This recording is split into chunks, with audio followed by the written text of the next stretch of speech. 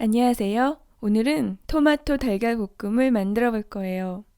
이게 중국식 요리라고 하더라고요. 근데 저는 정통 방법으로 만들지 않고 재료의 특성을 활용해서 최대한의 맛과 영양을 뽑아낼 거예요.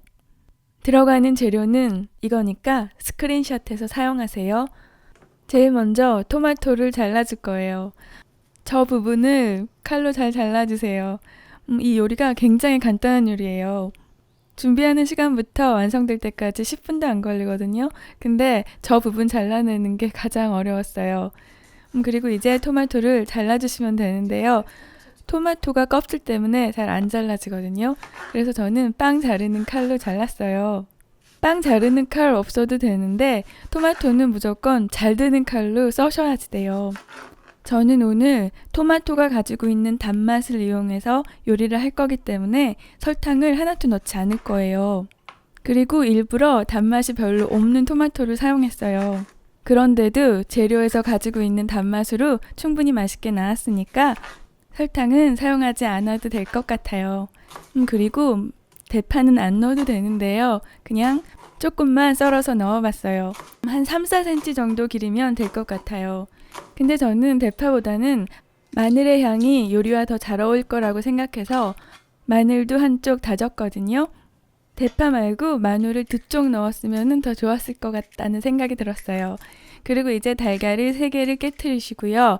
잘 섞어주세요. 그리고 소금을 넣어야 되는데 소금은 0.375티스푼을 넣어주세요. 보통 달걀 4개에 소금을 티스푼 반 개를 넣어주면 간이 딱 맞아요.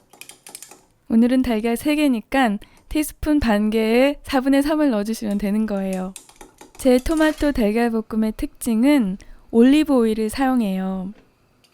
제가 볶음 요리할 때는 가급적이면 올리브 오일을 사용하지 않아요.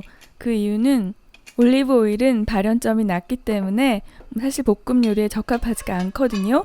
근데 오늘 사용하는 재료는 토마토랑 달걀이에요. 달걀은 잘 아시겠지만 노릇노릇하게 구우면 실패한 거예요. 즉 120도, 180도에서 브라우닝 할 때는 특별하게 맛이 나오지 않는다는 뜻이에요. 달걀이 익었을 때 맛있어지는 이유는 달걀에 있는 지용성 맛이 기름 또는 달걀 노른자에 있는 기름과 섞이면서 맛있는 맛을 만들어내는 거거든요. 그렇기 때문에 오늘은 높은 온도에서 익힐 필요가 없으니까 올리브 오일을 사용하셔도 문제가 없어요.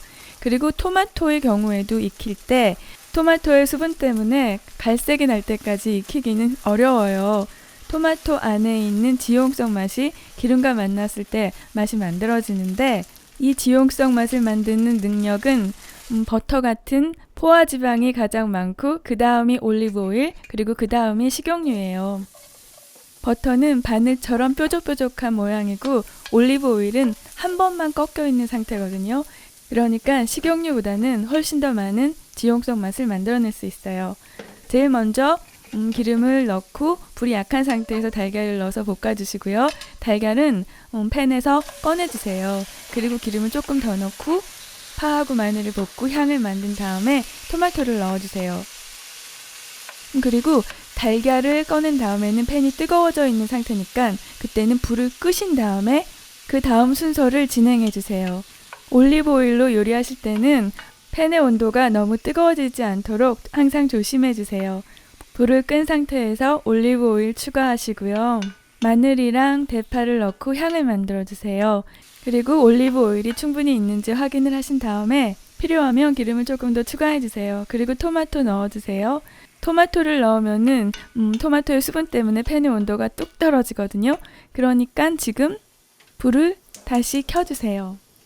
그리고 계속 토마토 볶아주시면 돼요. 낮은 온도에서 충분하게 토마토의 지용성 맛을 만들어주세요. 마늘 향이 너무나 잘 어울렸어요. 올리브 오일, 마늘, 그리고 토마토의 조합은 정말 신이 보내준 선물 같아요. 단맛이 충분한지 하나 집어 먹어봤는데요. 충분히 달콤했어요. 근데 소금은 조금 넣어줘야 될 것 같더라고요.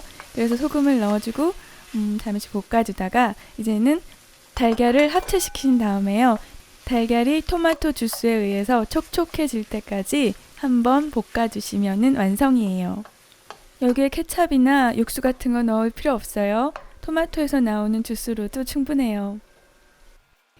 그리고 접시에 플레이팅 하실 때는 초록색이 좀 들어가면 보기 좋으니까 대파의 초록색 부분을 잘라서 얹어줬어요. 그리고 먹어보는데 완전 맛있어요. 들어간 재료가 진짜 없잖아요. 근데 달걀 스텐팬에 스크램블드 에그 할 때 얼마나 맛있는지 아시죠?